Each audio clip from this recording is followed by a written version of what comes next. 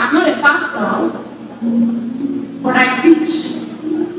So the topic of today, or maybe the preaching of today, was one topic: premarital sex. Premarital sex.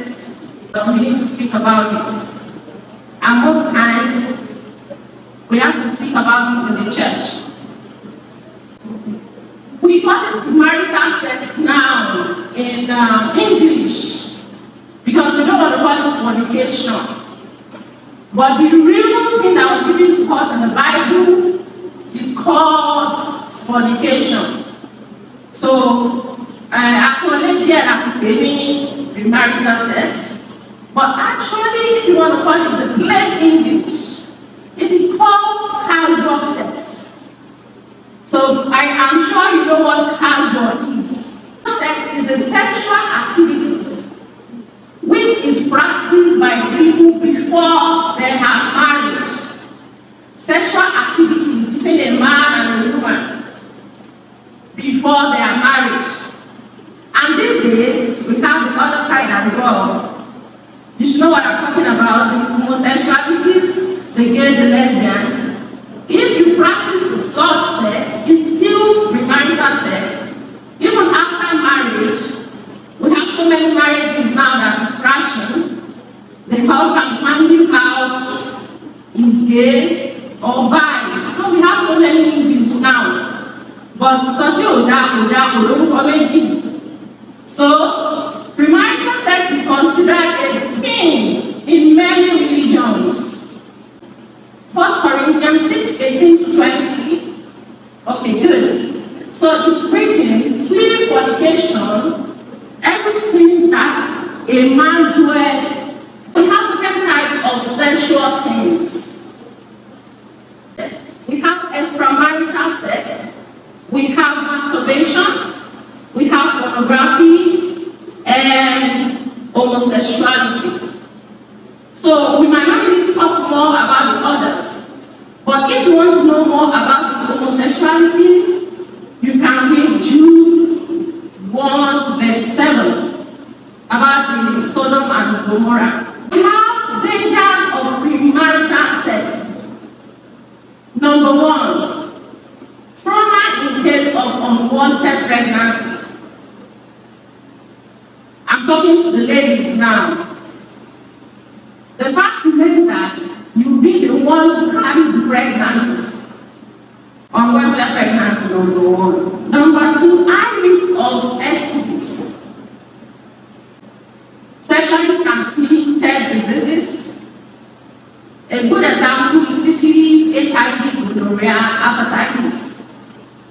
So there are other ones, but these are the main ones. Then emotional pain, physical injury inside and outside the body, damages of your internal reproductive organs, and abortion, PMC, you know what that is. Then premarital relationships that can disrupt your mental and psychological health. There are some ages that if a man or a boy is not up to, you don't have any reason having a girlfriend. Especially the type of girlfriends you have now. It's not small money. You that you have not eaten. You want to have girlfriends. Just say over. And you want to do extra to fix a meal. You know, it is now that we have girls, they no longer go on Shuku, Adimole, all these local hair now. It's old school. My sweetheart always tell me that it's old school. Money is old school. But when I'm fine, because if you're going to go, then how to avoid premarital sex as a young Christian? Fornication. Fornication, how can you avoid it? First of all, you have to believe that fornication is a sin. You have to believe that fornication is a sin. Because if you don't believe in it, you don't know what you are doing is wrong. So you can see that in Ephesians 5, verse 3. Can I have that? Ephesians 5, verse 3. Okay. But sexual immorality and any impurity or greed, don't even let those be mentioned again amongst you. So don't ask for it and don't give it. Don't ask for it and don't give it.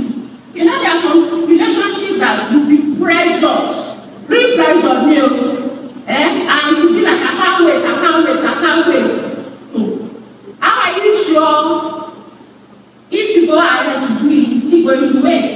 Because we have some ladies, I'm begging you, on our post card.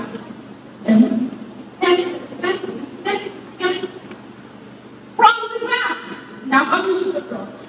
And I'm not even sitting down at the edge, I want to sit down in the middle. Excuse me. Excuse me. You'll be wondering, will they go back? You understand? And the time she's doing that, excuse me, the clothes is out. So by the time she do excuse me like this, I still let it. You can go follow baby. But she used that card. So if you are a man too, you want to go that about your line, go back. Everything the pastor is saying, you will listen again. You just watching the act of the Lord. Hey, sick girl. So, all this brother, and you know, in distraction, agent of the devil, Jezebel. Please, I want to have a friend that is doing this. I'm about from here and here. Don't fight with the person. Sometimes the person doesn't know that in his past. But with time, actually, what you know, what you go punch, and then it goes short, you know. Sometimes I tell my baby, as I'm about to call that they want us, that woman is waste of money. No matter how much you any clothes that you are sewing, that you know that, or you want to buy, that you know that you can't wear to the church, and then with the clothes. That is just the real. Because sometimes we spend so much on those clothes, and you can't wear it out. There is no way you wear that clothes and somebody will say, oh, one buy. How can you flee from all these things? In 1 Corinthians chapter 6, verse 18, he talked about you fleeing. So you have to speak free spiritually, mentally, and physically. I've spoken about that. And beware of friends. Beware of friends and beware of peer pressure. Flee from drug, alcohol abuse. There's always a correlation between both of them. Hard drugs, alcohol, sex. You understand? Because when you indulge in those, you tend to have more sexual partners and do things that are not of God.